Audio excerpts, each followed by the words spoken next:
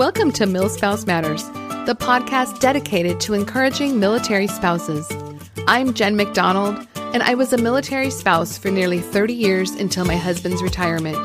I'm also now the mom of an active duty son, a longtime writer for the military spouse world, and the author of the book, You Are Not Alone, Encouragement for the Heart of a Military Spouse.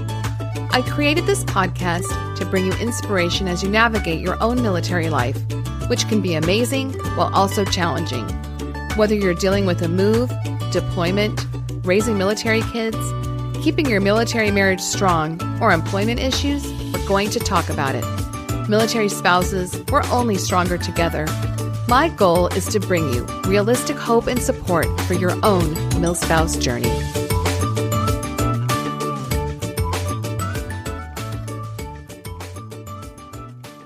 If you're a military parent away from your kids, a grandparent, aunt, or uncle, or anyone else who loves a child from afar, you're going to love this cute little app called the Pee-wee app. It's unlimited stories read by your loved ones. And here's how it works. You open up the app and select a story to read. The app guides you through it and tells you exactly what to say. Record it, boom, send the story on its way. Pee-wee has multiple stories to choose from, and they are the most darling illustrations. In the app, you can either record or request a story, meaning you can ask someone special to record a story for your child.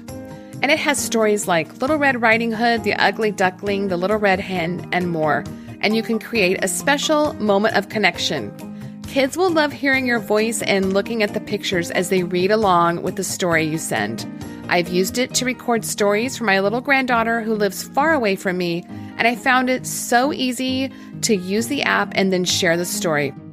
The Pee-wee app and your first story is free, and after that, you can purchase credits for more stories to share. Find out more at peeweeapp.com or find it in your app store. So hey everybody, welcome to this bonus episode, episode 55.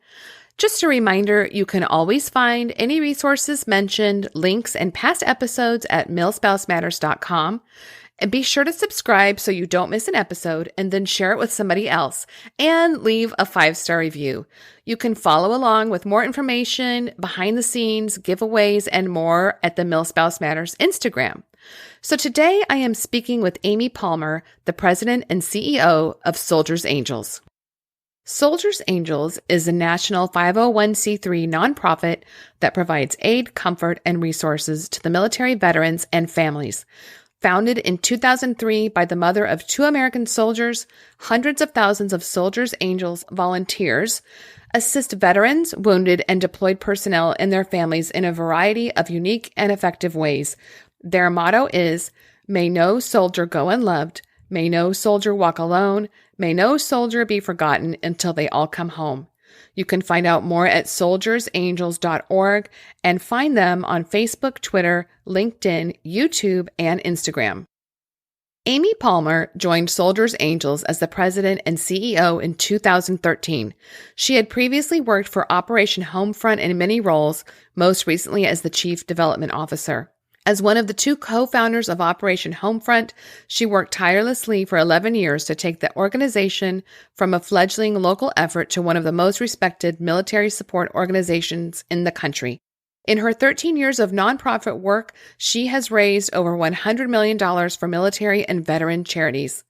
Amy joined Soldiers Angels when the organization was on the brink of closing its doors.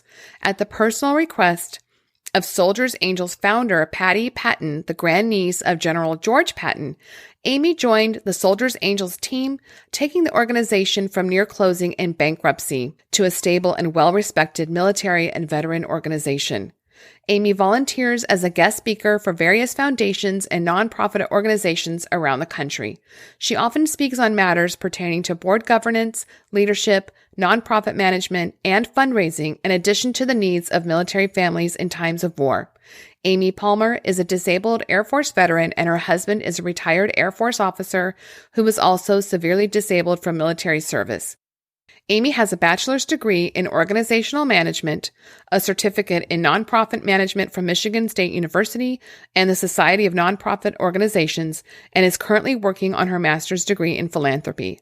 So today we're going to be talking about their programs, the effect of COVID, what they're offering for military families and deployed service members and veterans, how you can support, how you can connect and get involved, or if you need support. We're going to also be talking about their programs like Treats for Troops, Holiday Stockings for Heroes, and Adopt a Family. So I hope you enjoyed this special bonus episode, and let's just get right into my talk with Amy. Thanks for listening.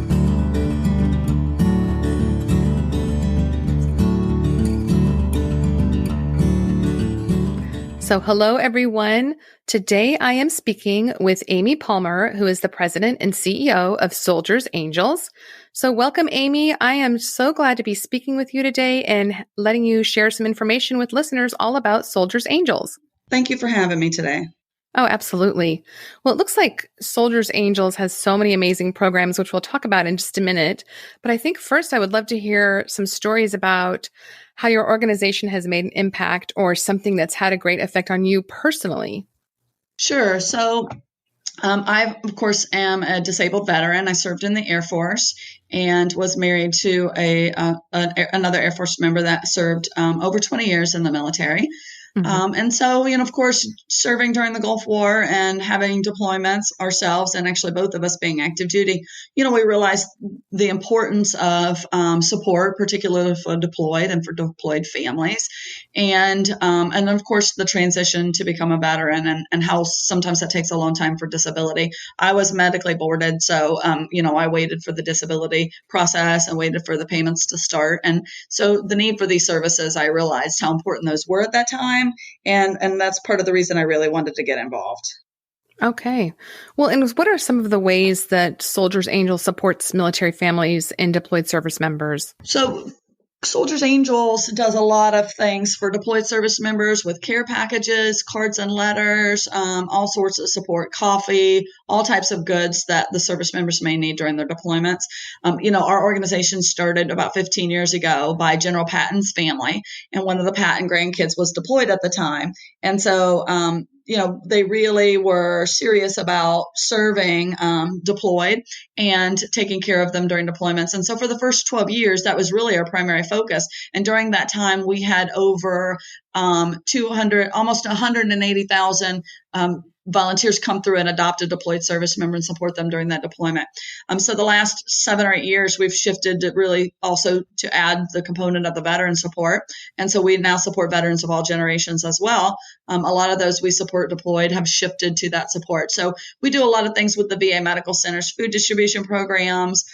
We do patient visits where we distribute hygiene kits, box lunches for homeless veterans, Uber, Lyft, transportation services for veterans to get to appointments, canteen vouchers for the VA cafeteria so that if they can't afford to eat, they can eat a warm meal in the cafeteria. So we do a lot of things for veterans as well. And that's kind of our newer programs over the last 7 or 8 years. But by far the fastest growing component. Oh, wow. Well, I'm sure this year has been quite the challenge with COVID with all of those programs. If you want to speak to that a little bit.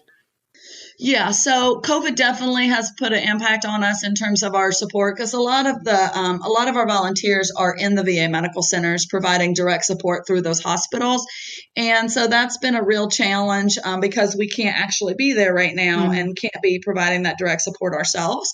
That's really been really difficult, and so one of the things that we really did was shift our support to focus on providing. So previously we provided a lot of meals where we would go in and feed the veterans and do luncheons and barbecues and things like that.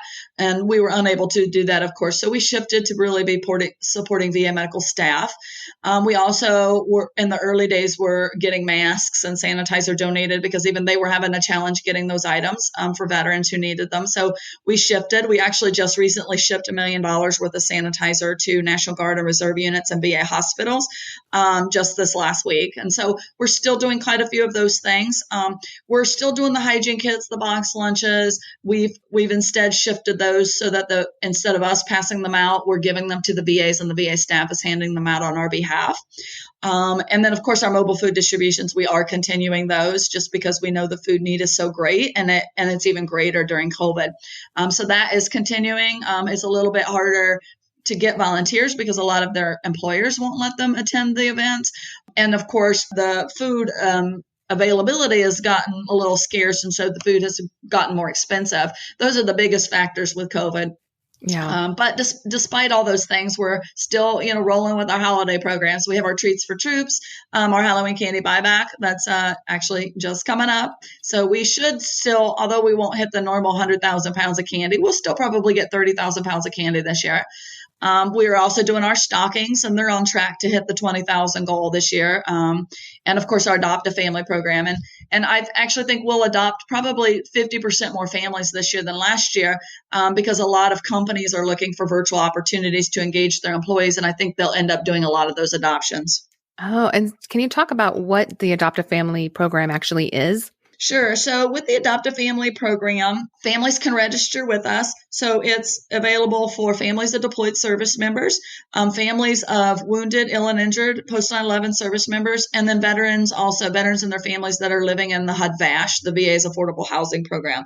So all those components are actually eligible for the program to participate, and they get adopted by either one of our volunteers, or they get adopted by a corporate sponsor who will provide them a gift card towards their meal. So a minimum of $50 to $100 that they can use to help supplement the meal cost, and then at least one item for each child in the household. A minimum, we ask them to spend at least $35 on each child. So they'll all get matched. Last year we matched everybody or supported them. If they didn't get matched, Soldiers Angels did it and supported them and made sure that they had their holiday items. But this year, because a lot of companies are virtual, they're asking their employees to do it. And it's a great thing for them to be able to do virtually. And since they can't come together in an office. So we anticipate serving over 50% more in the Adopt a Family program this year than last year. Oh, that's incredible. Well, and my husband is a retired Air Force member he served for 31 years. And I mentioned Soldiers Angels to him. He's like, oh yeah, I know what that is. And like the holiday stockings for heroes, I think is the thing he was most familiar with. So maybe talk a little bit about that as well. Yeah, that's a great program. And, that's also great for virtual people and companies because, a company can register 100 stockings for their company and then let the employees do them from home. And so we are on track this year. We weren't really sure how this would work out, but we are on track, on pace to meet the goals, and actually about aligned with where we were this time last year. So that's really good news.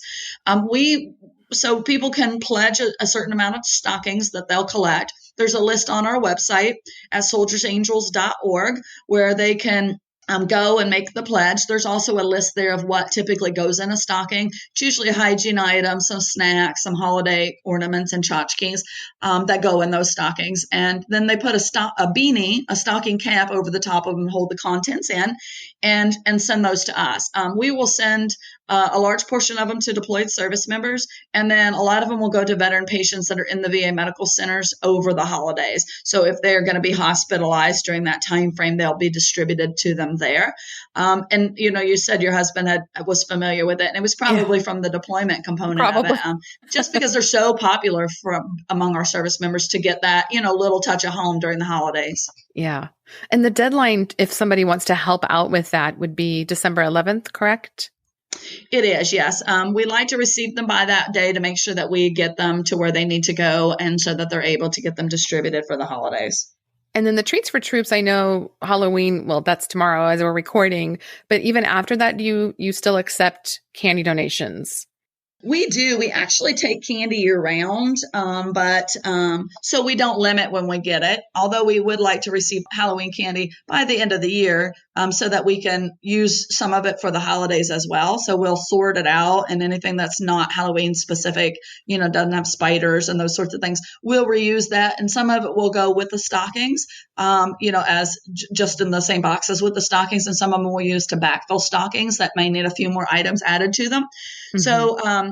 So we will get a lot of a lot of candy. We'll go through a lot of that, a lot of stockings this year. So it's going to be a great holiday season. We're really excited about it. Oh, good. Well, and it sounds like the best way for people to connect is through your website, but are there local ways that they can get involved? Well, with the Trees for Troops program, we have a lot of businesses that are registered to be drop off locations. So they can go to our website, again, at soldiersangels.org, and they can search for a zip code near them where they are a collection location for that candy. And they can take that candy directly to them and drop it off. So that's something that can be done locally. Locally, we also, our offices around the country are going to be sorting the stockings themselves. So the ones that go directly to their sites, they'll be sorting them, repackaging them, just checking the contents to make sure they're safe for the veterans that are hospitalized, and then giving them to the VA to distribute. So, and of course, our vet support year round is done all over the country, and so they can participate in that any time of the year. That sounds like something that would be really interesting to be a part of in person. I know there's limits with COVID, but obviously you probably are still open for volunteers. I'm assuming, but I'm not sure. Oh, absolutely. And, with our team support, which is really great on our website, you can go to soldiersangels.org and there's a volunteer button, but it has all the virtual volunteer opportunities and all of the actual in-person opportunities. And then we have a COVID kind of specific list as well of things that are really just kind of good COVID projects for those that are at home or company employees that may be at home. But that's one of the great things about us is if you're not near one of the VAs or one of the sites that we support, to adopt a service member, to be on letter writing team, Cards Plus, you can do those kinds of things from anywhere. Mm-hmm. You can do them from the comfort of your home. It doesn't really matter. And so those are really great opportunities for people to engage, because as long as they have access to a post office, everything the Teams does is through mail. So that's really great for people that are, as scattered, and particularly people that may be in small towns and communities. Yeah. Well, it's such a challenging year, and it just sounds like your organization has flexed and really adapted to still meet people's needs and keep everybody safe. I really admire that component of what you're doing.